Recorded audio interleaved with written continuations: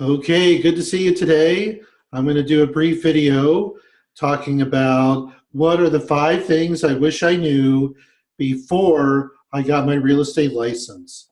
And I've got a few slides here that I want to kind of step you through.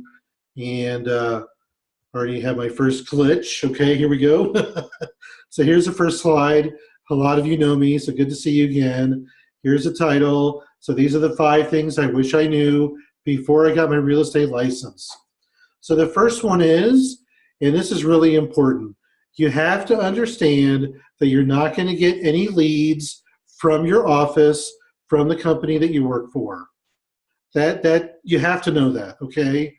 Now, if you do get any leads from your company, from your office, consider that gravy, okay? You have to understand that you have to build your business by yourself. You have to be able to have a plan in place of how you're going to generate business. Is it going to be through the hustle? Is it going to be through the sphere? Is it going to be through the internet? Is it going to be through building a farm? Building a farm in your first year, you really can't do that because that's a long-term play, and that's going to take you at least 2 to 3 years to build a very active farm and get repeat business. So you have to generate your own leads, okay? That is number one. Number two, it's a hard business being a real estate agent. It's not easy, okay? It's challenging. You need to know that up front. If anybody is telling you that it's going to be easy, you're a natural, you're really good at interior decorating, you're good at staging, all this kind of stuff, understand it's a hard business. Here are the components. You're going to have to run your own business. You have to understand profit and loss.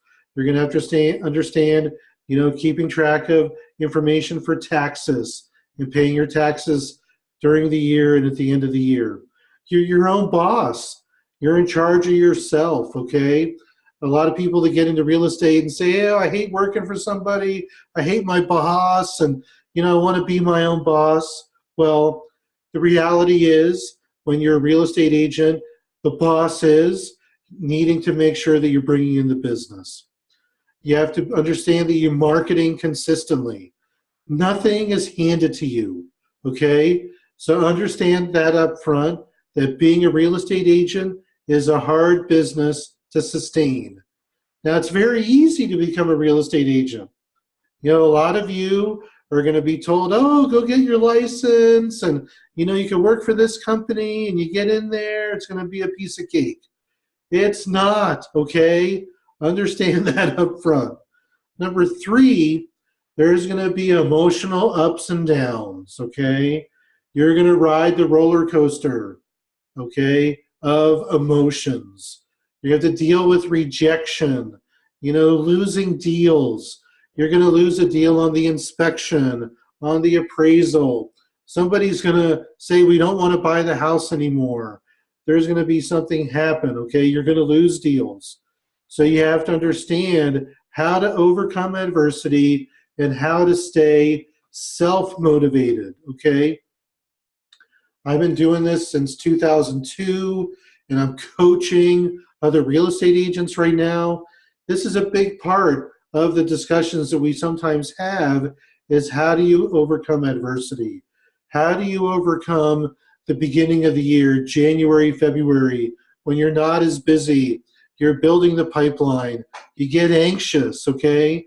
We want to be eager for business. We don't want to be anxious, all right? Anxiety sets in. How do you overcome that anxiety?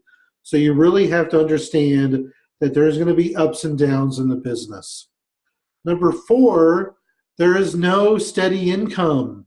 You're not going to get a paycheck every 2 weeks, okay? Closings are going to be, they're not going to be consistent. You might go a month, you might go 2 months without a closing, and then boom, you have 2, 3, 4 closings. So you have to be able to withstand the peaks and, most importantly, the valleys. You need to have savings to ride out the valleys. And then when you got the peaks and you're doing good and you got 5 closings and you're bringing in, commission of $40,000 in 1 month. You have to be prudent when you do have your closings and when you do have your peaks, and don't go crazy in spending money on your business or personally, okay? And make sure that you don't uh, overspend on a monthly basis and get this program and that program, 50 bucks here, 100 bucks here, 200 bucks here. It all adds up, okay?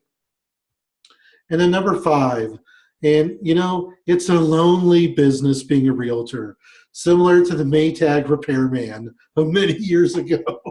But I'm being a little silly, but most independent realtors, you're going to be on your own. You're not a part of a sales team. This was something that was hard for me coming out of high tech and sales.